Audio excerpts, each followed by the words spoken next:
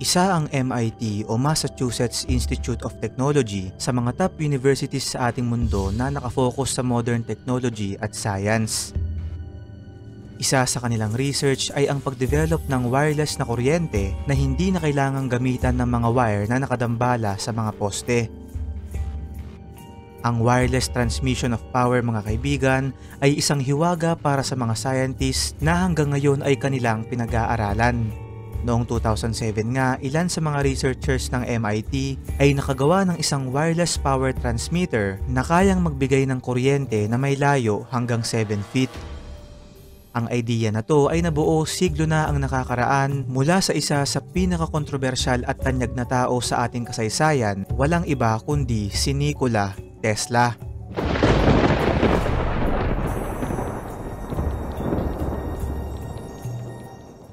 Ang mga test at experiments na ginawa niya noong 1900s ang siyang nagbigay sa kanya ng konklusyon na ang idea niyang wireless power transmission ay posibleng mangyari.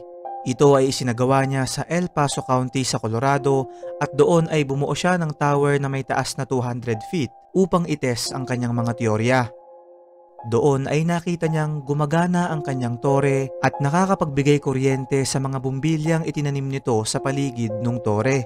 Noong mga panahong yun ay wala siyang pinagsabihan sa discovery na to, maski sa kanyang assistant na lagi siyang tinatanong kung ano nga ba talaga ang pinagkakaabalahan niya. Makalipas ang isang taon sa New York ay humingi si Tesla ng tulong sa isa sa mga acquaintance nito na si JP Morgan na bigyan siya ng pondo na $150,000 o humigit kumulang 8.7 million pesos upang makabuo ng isang radio tower. Ang hindi alam ng lalaki, ang tunay na gagawin pala ni Tesla ay isang higanteng wireless power transmitter na tinawag niyang Warden Cliff Tower. Ito ay may taas na 187 feet at ang plano ni Tesla dito ay magtayo ng ganito pang tore sa iba't ibang parte ng mundo upang makapagbigay ng libreng kuryente sa lahat ng tao. Kaya lang ang planong ito ni Tesla ay naudlot dahil noong 1904 ay nalaman ng kanyang tagapondo na si JP Morgan ang tunay niyang hangarin na dahilan upang ito ay kanyang ipahinto. At 4 na taon lang ang makalipas, 1908, ay tuluyan na ngang inabandona ang proyekto na to at by 1917 na-demolish na yung tore.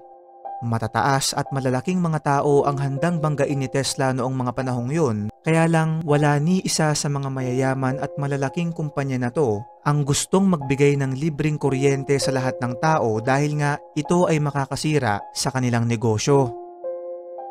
Kung iisipin, kahit hindi nabuo ni Tesla ang kanyang tore, ay isang hiwaga pa rin sa atin kung gaano katalas ang kanyang utak dahil noong mga panahong yun ay nagawa niya itong mag-isa. Habang ang mga modern scientists natin ngayon na kumpleto sa mga kagamitan ay mistulang nahihirapan.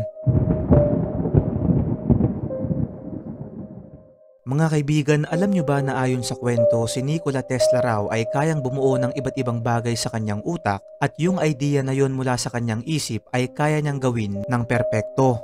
Halimbawa, kaya niyang bumuo ng isang makina sa kanyang isip na parang isang 3D hologram kasama ng mga pyesa sa loob nito at ang bagay na to ay kaya niya talagang gawin sa tunay na buhay. Sa madaling salita mga kaibigan, sobrang talino ni Tesla at masyado siyang advanced para sa mga tao noong mga panahong yun.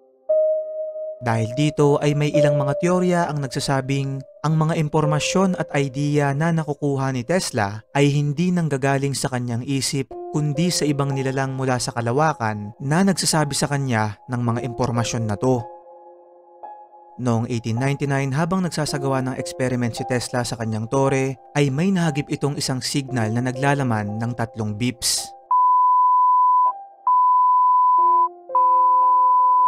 Hinala niya nung mga oras na yun ay galing ito sa mga extraterrestrial o aliens na nakatira sa Mars.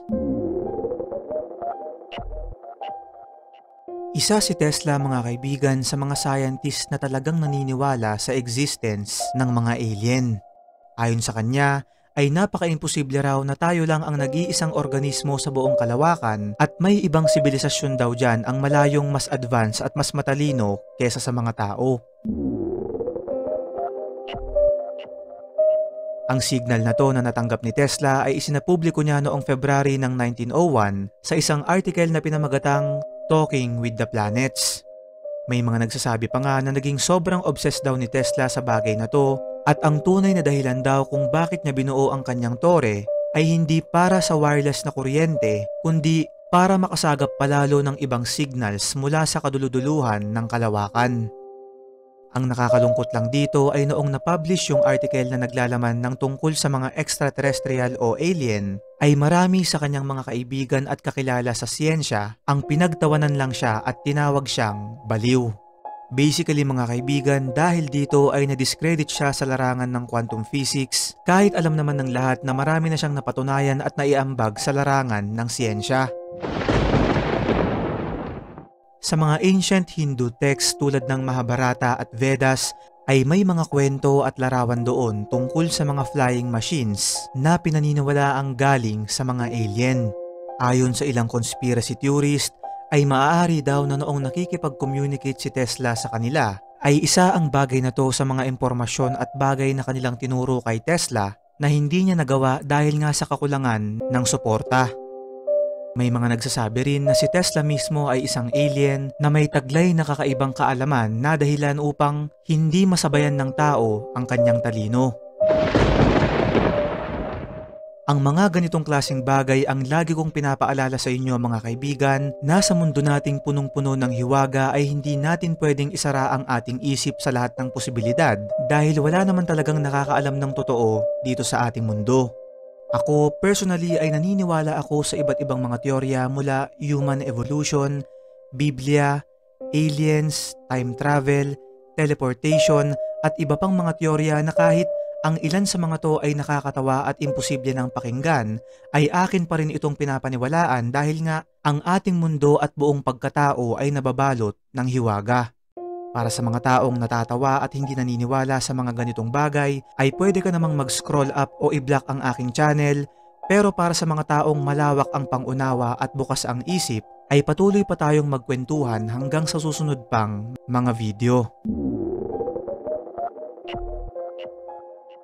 Ano pa man mga kaibigan ay wala pa rin sino man sa atin ang nakakalam kung totoo ba to o hindi. Kaya nga sa atin ito lang ay isang hiwaga.